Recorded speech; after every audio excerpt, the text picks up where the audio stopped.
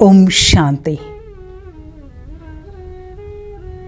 हर मंगल कार्य के प्रारंभ में श्री गणेश जी का पूजन होता है।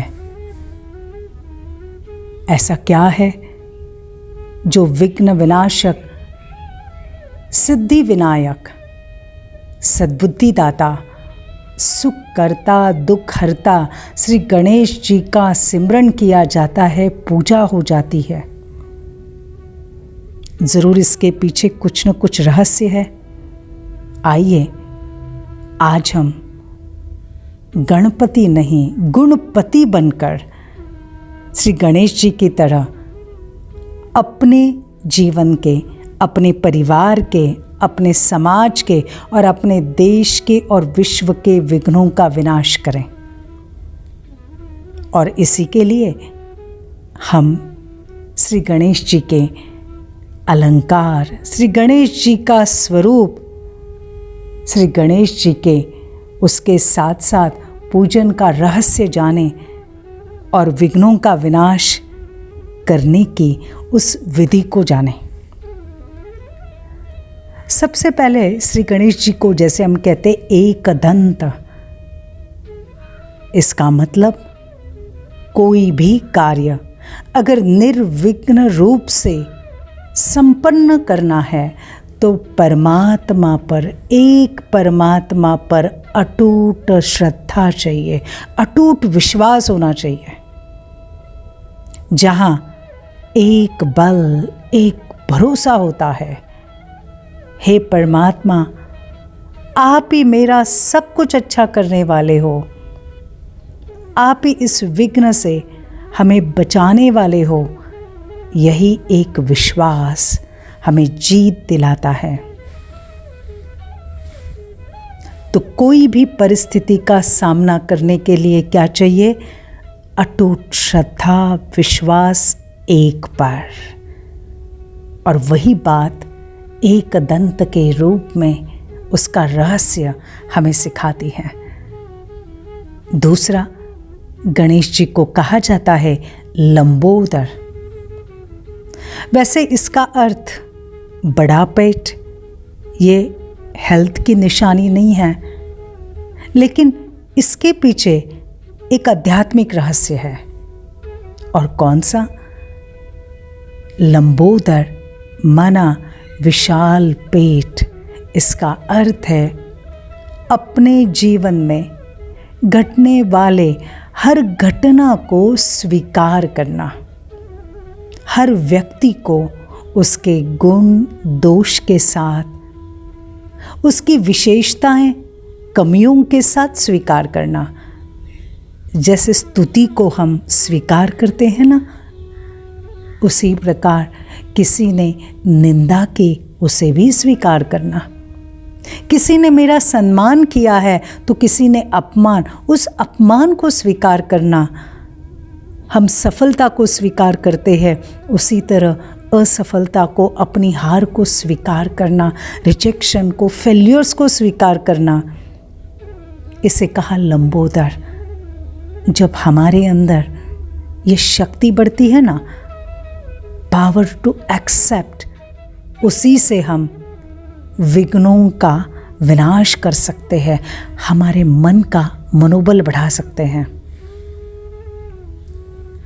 श्री गणेश जी का तीसरा जो स्वरूप का वर्णन करते गज मुख, उनके ऊपर हाथी का मुख है।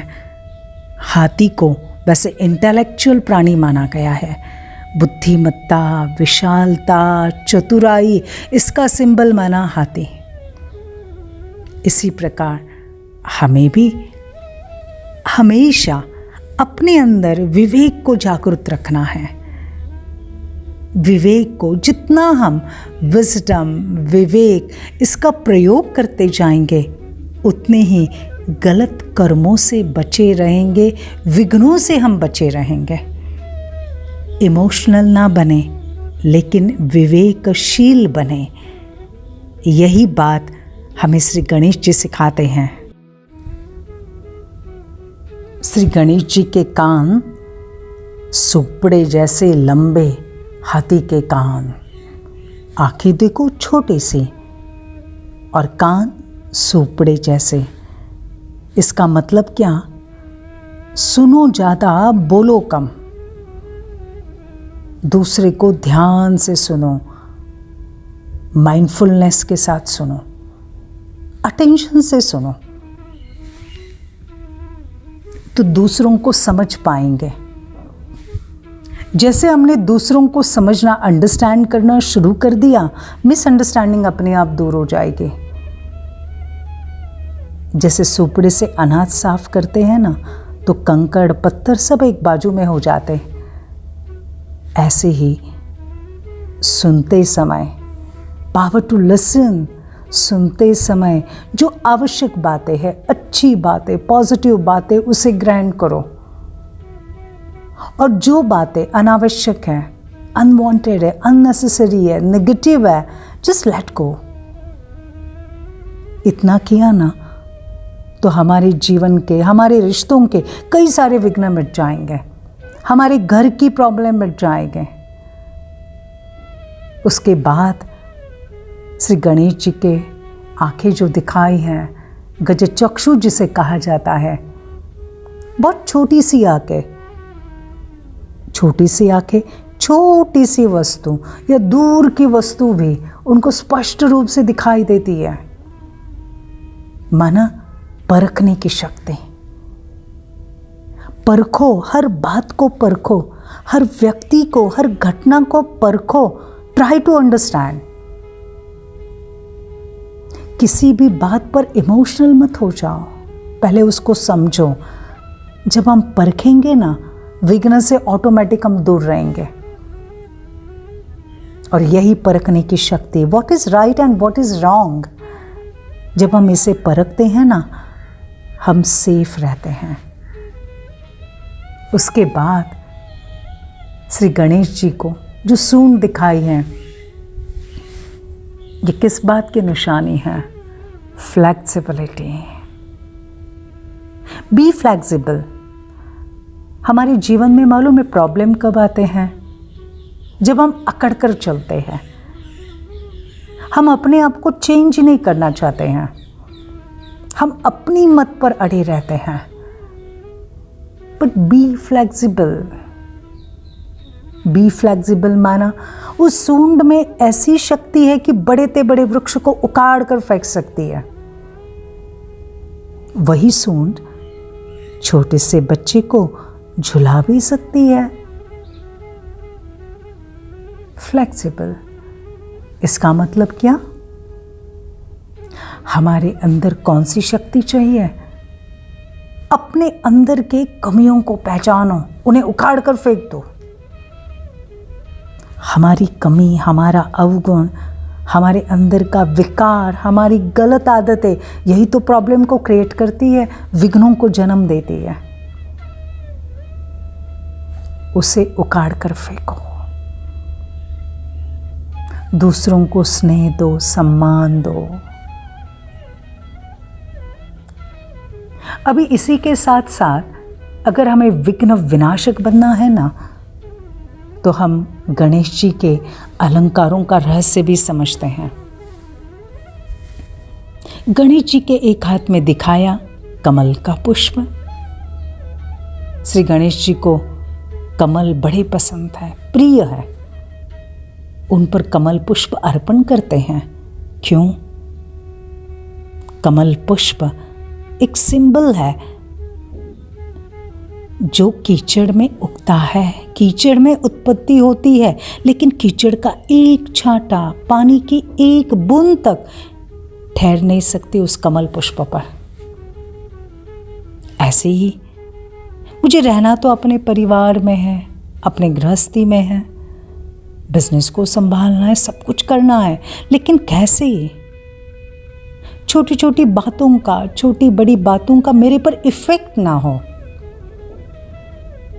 मैं डिटैच रहूं और अटैच रहूं, न्यारा और प्यारा।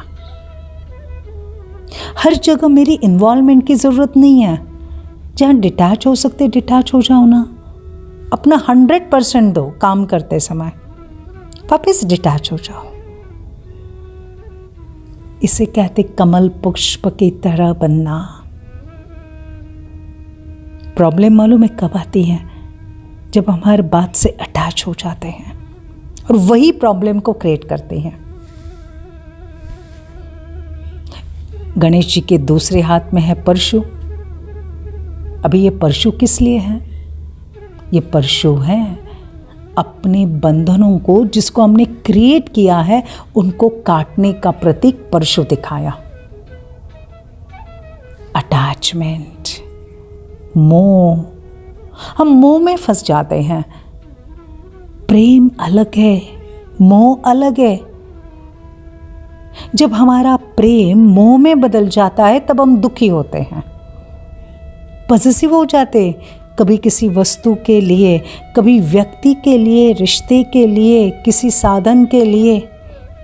और जब मोह में फंस जाते हैं ना, तब दुखी होते हैं। और मोह दुख का कारण बन जाता है, प्रेम नहीं। चेक करना मेरी किस किस से अटैचमेंट है, and that is the foundation of my problems. मुझे उसको पहचानना है और उन अटैचमेंट्स को मुझे उससे कट करना है। प्यार करना है लेकिन अटैचमेंट नहीं। श्री गणेश जी का तीसरा हाथ कैसे दिखाया है? आशीर्वाद, ब्लेसिंग्स दे रहे हैं, दुआ दे रहे हैं। हम भी क्या करें? विघ्न विनाशक बनना है ना। सर्व को सदा शुभकामनाएं, शुभ भावना देते रहे। आपका भला हो, आपके विघ्न नष्ट हो जाए, आपका मनोबल बढ़े, आपका सब अच्छा हो जाए। जब हम दूसरों के लिए दुआ देना शुरू करेंगे, अपने आप हमारे विघ्न भी दूर हो जाएंगे।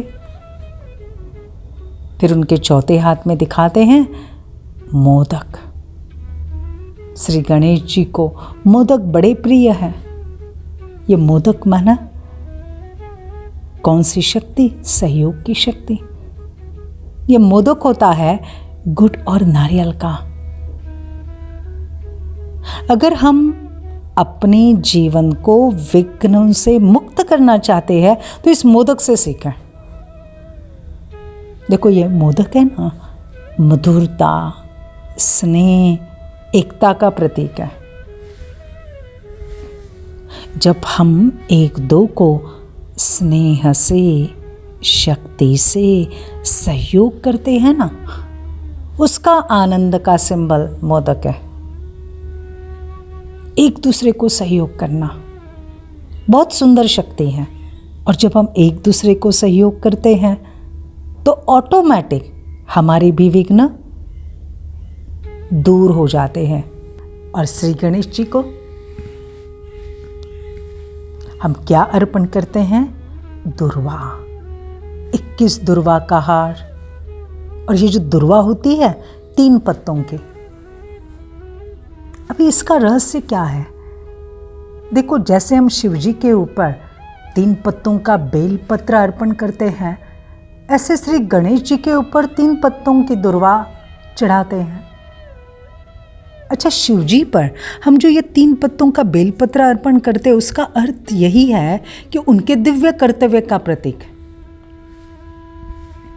जैसे बेलपत्र, उसके 3 पत्ते, माना वो है गॉड।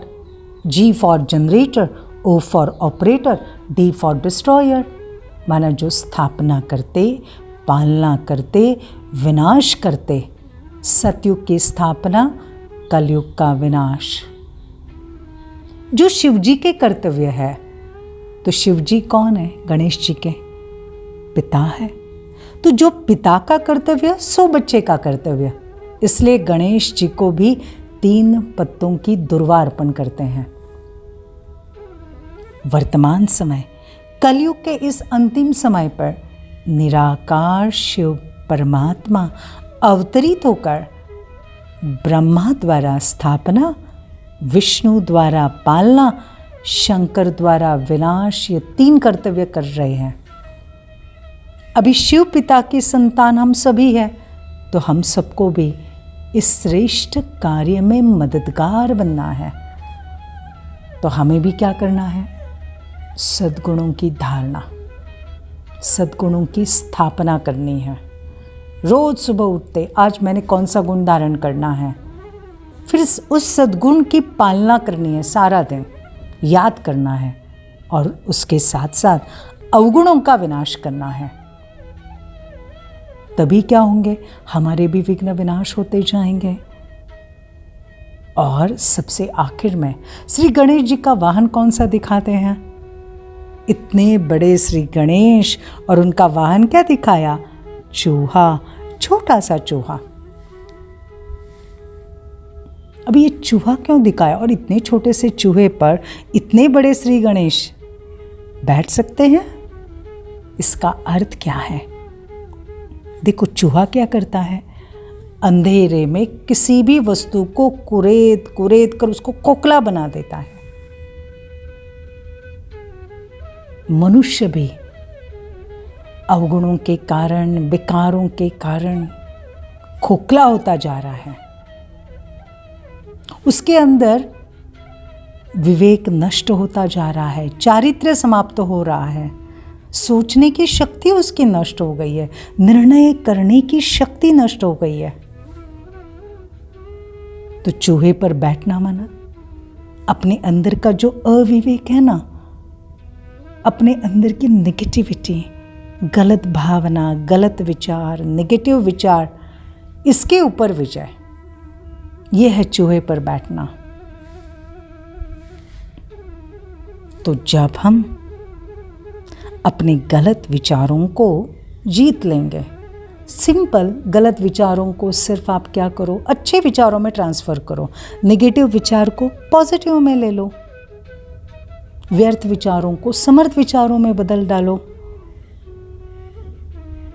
जब हम इस प्रकार से करना शुरू करेंगे, ऑटोमेटिक कोई भी विघ्न का सामना करने की शक्ति हमारे अंदर आ जाएगी, और फिर हम भी श्री गणेश जी की तरह गुणपति बनकर अपने स्वयं के जीवन के विघ्नों का विनाश कर पाएंगे, अपने परिवार का भी, अपने परिवार के साथ साथ अपने समाज, देश के भी विघ्नों का विनाश कर पाएंगे। तो हमें श्री गणेश जी के इन सारे आध्यात्मिक रहस्यों को ध्यान में रखते हुए बस इनको धारण करना है, तभी हम भी क्या बन सकेंगे? श्री गणेश जी की तरह विघ्न विनाशक, सुख करता, दुख हरता, सद्बुद्धि दाता, ऐसे बन जाएंगे। गणपति बाप्पा मोरया।